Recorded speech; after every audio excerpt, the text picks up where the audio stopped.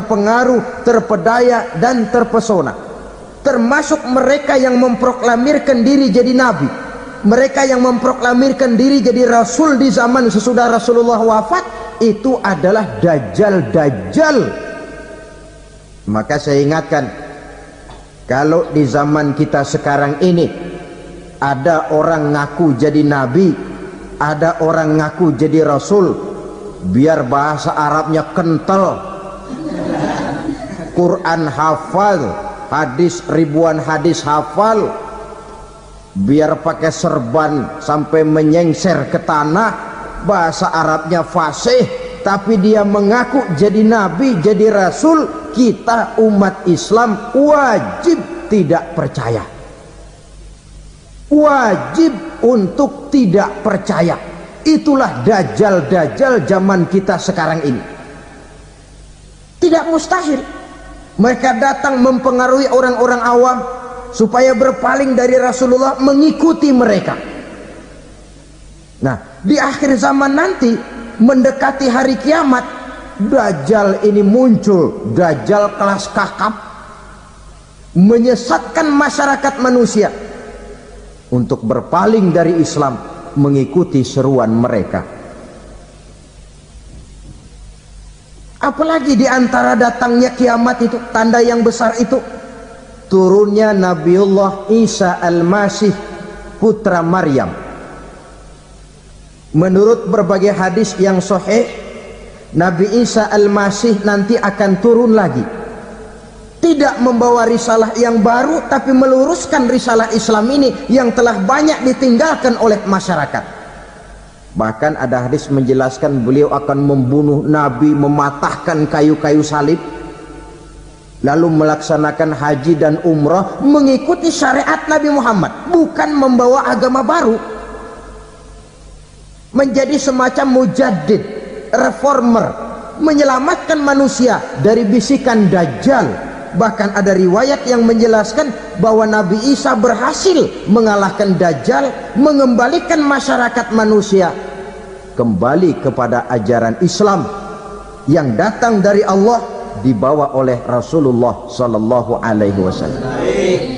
Dengan kata lain, turunnya Nabi Isa bukan sebagai nabi dan rasul baru, tetapi mengikuti syariat Nabi kita Muhammad sallallahu alaihi wasallam.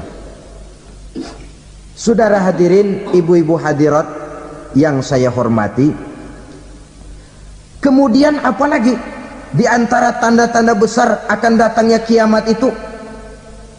Keluarnya asap atau awan. Kata Nabi, inna min asrati sa'ah dukhanan yamla'u ma bainal masyriqi wal maghrib. Di antara tanda-tanda kiamat, munculnya awan atau asap yang memenuhi antara langit dan bumi. Ini pun diperkuat dalam surah Ad-Dukhan ayat 10, fartaqib yauma ta'tis sama bidukhanin mubin fayughshan nas hadza azabun alim. Bagi orang-orang yang beriman, mereka biasa-biasa saja, tapi bagi orang kufur, datangnya asap dan awan ini merupakan azab yang kelewat pedih. Barangkali sedikit mendekati gambaran tentang azab yang pedih ini, saya ingatkan alam pikiran kita kepada peristiwa yang belum lama terjadi. Pernah dengar berita bocornya reaktor nuklir di Chernobyl, Uni Soviet? Pernah dengar?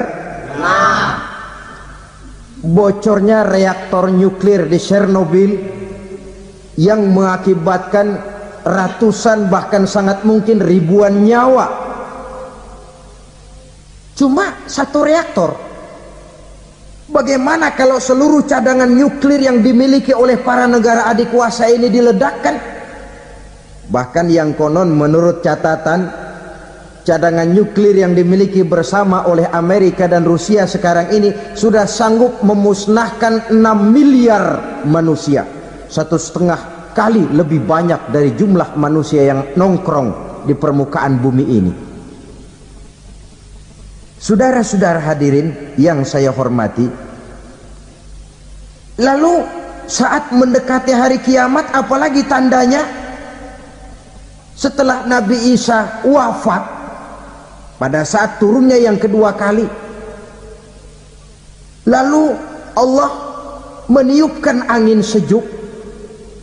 Semua orang-orang beriman, orang-orang baik wafat, sehingga penghuni bumi ini cuma tinggal lagi terdiri dari orang-orang kafir.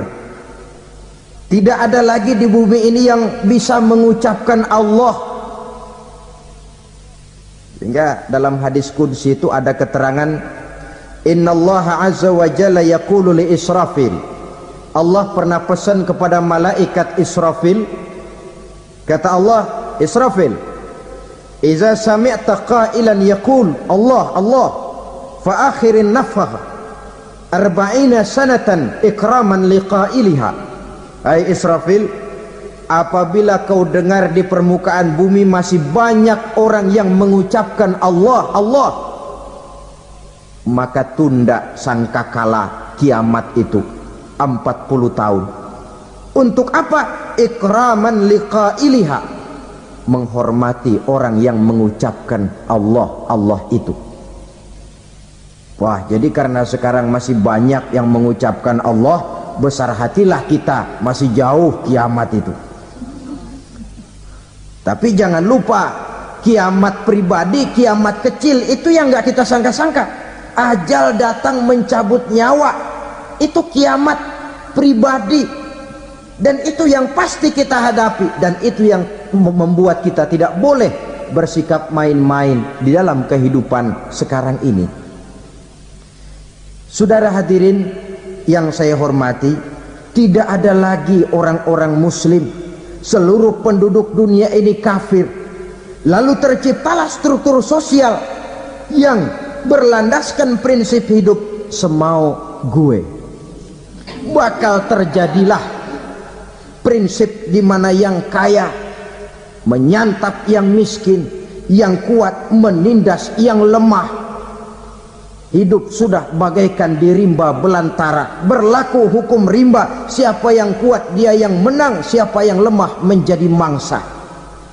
Timbul kekacauan, maksiat merajalela, munkarat menjadi-jadi, sehingga isi bumi ini penuh dengan segala macam perbuatan dosa.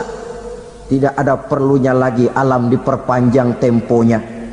Datang saat yang sudah dijanjikan oleh Allah Azza wa Jalla, maka terjadilah yang disebut kiamat kubra, kiamat besar, kiamat hancur-hancuran. Bagaimana kejadian ini dimulai? Dalam surah Az-Zumar ayat 68, Allah Subhanahu wa taala berfirman, wa nufikha fis suri fasa'iqa man fis samawati wa man fil ardi illa man sya'allahu. Maka manakala ditiuplah sangkakala, terkejutlah seluruh yang ada di langit dan seluruh yang ada di bumi. Bila saat kiamat datang, Allah perintah malaikat Israfil, Israfil, tiup sangkakalamu. Ditiuplah sangkakala oleh malaikat Israfil, yang akibat daripada tiupan itu seluruh yang ada di langit, seluruh yang ada di permukaan bumi terkejut. Yang ada di langit siapa? Malaikat kan. Bayangin aja kalau malaikat kaget, apalagi kita. Terkejut seluruh makhluk yang ada di bumi, yang ada di langit mendengar suara sangkakala itu. Bunyinya tidak sanggup kita bayangkan dahsyatnya. Ledakan nuklir, ledakan neutron belum apa-apa ketimbang bunyi sangkakala malaikat Israfil ini. Nah, lalu mendengar bunyi sangkakala ini, gemparlah makhluk, kacaulah alam. Bumi gempa, planet-planet bertabrakan, gunung meletus, air laut tumpah ke darat, angin topan bertiup, halilintar menyambar. Lalu semua yang bernama hidup mati total. mati bareng tanpa persiapan. La haula wala quwata illa billah. Saya kadang-kadang dalam tafakur bermohon, ya Allah, mudah-mudahan saya nggak nemuin kiamat beneran. Ngeri, nggak bisa kita bayangkan macam apa suasana seperti itu. Allah saja banyak memberikan gambaran, misalnya Al-Qari'ah, wa mal qari'ah, wa ma adraka mal qari'ah. Kejadian yang menggemparkan. Tahukah kamu apa kejadian yang menggemparkan itu? Yauma yakunun nasu kal farasil mabsus wa takunul jibalu kal ihnil manfus. Pada saat itu manusia berterbangan bagai kupu-kupu, gunung berterbangan seperti kapas ditiup angin. Gunung saja macam kapas, konon lagi manusia. Kematian total, mulai semut sampai gajah mati, jin mati, iblis mati, malaikat mati. Malaikat saja mati. Saudara hadirin yang saya hormati, kematian total yang tanpa persiapan.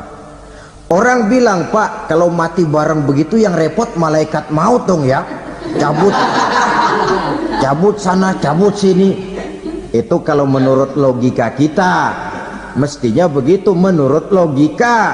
Tapi logika juga yang bilang nggak perlu serepot itu. Sebab untuk mematikan listrik di wilayah DKI, di wilayah Jakarta, nggak perlu tiap rumah didatengin matiin, ya lama.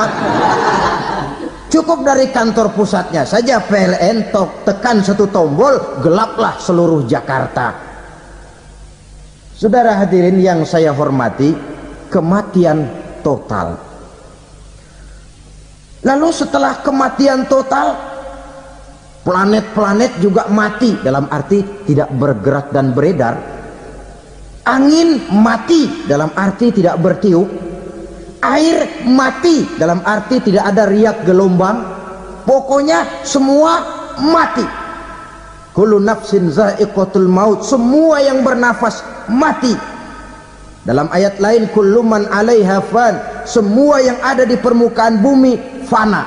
Yang kekal cuma Allah Subhanahu wa ta'ala. Yang paling belakang mati malaikat maut dan malaikat Israfil. Tapi mati juga sesuai dengan janji Allah. Menurut hadis Bukhari Muslim dari Abi Hurairah, masa tenggang waktu antara kematian total pada tiupan sangkakala pertama dengan proses kebangkitan pada tiupan sangkakala kedua 40 lamanya. Tidak dijelaskan oleh Abi Hurairah 40 jam, apa 40 hari, apa 40 tahun. Hadis-hadis cuma menyebutkan 40 saja. Sunyi alam, yang tinggal cuma Allah saja lagi. Ketika itu Allah berseru-seru, katanya, limanil mulkul yauma, siapa para penguasa hari ini? Mana itu raja-raja dan penguasa yang dulu mengaku jadi Tuhan? Fir'aun, mana Fir'aun sekarang? Yang dulu jadi raja, merasa berhasil, sombong, lalu tidak mau turun-turun dari kekuasaannya, sampai kepada puncak kekurang ajarannya mengangkat diri jadi Tuhan. Mana itu Fir'aun? Namrus, mana sekarang Namrus? La ilaha illa ana, ternyata tidak ada Tuhan lain selain daripada aku, kata Allah. Proses kemudian, saudara-saudara, turunlah hujan dari langit. 40 lamanya hujan itu. Tidak jelas juga 40 jam apa 40 hari. Setelah air turun membasahi datanglah tiupan sangkakala yang kedua. Semua yang bernama mati bangkit dari kuburnya masing-masing. Ini yang disebut yaumul ba'tsi, hari kebangkitan. Allahu Akbar. Pada saat kita bangkit dari kubur kita masing-masing, kumpul di padang mahsyar namanya. Bayangin aja, saya sendiri nggak sanggup bayangin. Manusia sejak zaman Adam sampai zaman kiamat kumpul bareng di tempat sama. Berapa banyaknya itu?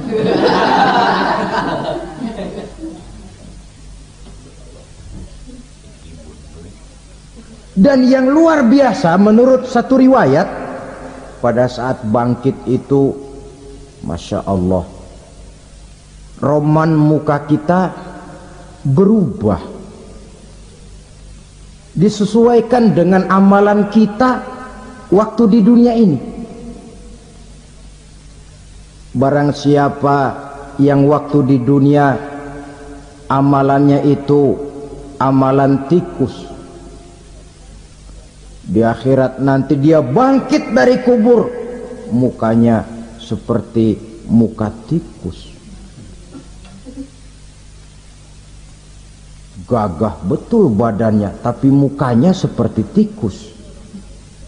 Kenapa? Amalannya waktu di dunia seperti amalan tikus. Apa amalan tikus itu? Suka ngegeragoti barang yang sudah disimpan rapi-rapi. Orang sudah simpan uang rapi-rapi, simpan perhiasan rapi-rapi, digeragoti oleh tikus. Maling-maling, pencoleng-pencoleng, koruptor-koruptor, itu nanti di akhirat nanti kita lihat mukanya seperti muka tikus. Oh, ini waktu di dunia suka nyolong, mukanya seperti muka tikus. Barang siapa yang waktu di dunia ini amalannya itu amalan macan, dia akan bangkit nanti mukanya seperti muka macan. Apa amalan macan? Macan itu amalannya menang-menangan. Orang yang mau menang saja nggak mau mengalah. Coba lihat di hutan, kenal hutan nggak? Di hutan, raja hutan di mana-mana pasti macan, betul kan? Betul. Padahal hutan belum pernah bikin pemilihan umum. Tapi macan tidak peduli ada pemilihan umum apa tidak, pokok saya raja. Sebab apa? Macan jadi raja itu bukan karena benar, tapi karena kuat jadi raja. Setelah dia jadi raja, rakyat hutan yang mesti dilindungi malah dimakan oleh raja macan. Kambing rakyat hutan dimakan oleh macan. Ayam rakyat hutan dimakan oleh macan. Itu nanti kita lihat di akhirat itu mukanya seperti muka macan, gagah betul. Lalu barang siapa yang di dunia ini amalannya itu seperti amalan anjing, nanti dia punya muka seperti muka anjing. Apa amalan anjing? Pertama, anjing itu kalau disuruh jaga rumah, dia tidak bisa membedakan mana maling mana tamu.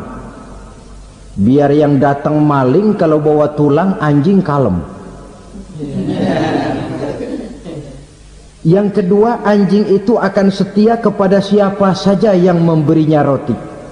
Siapa yang memberinya roti, itulah majikannya. Apa kata majikannya pasti dia laksanakan. Soal benar atau salah dia tidak peduli. Setelah anjing dapat roti, dia tidak punya pilihan lain kecuali bilang, abdi mah kumaha juragan wae ayeuna mah.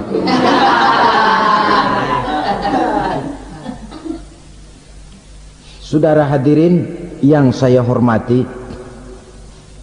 berkumpul di padang mahsyar, tiap orang sibuk dengan persoalannya masing-masing.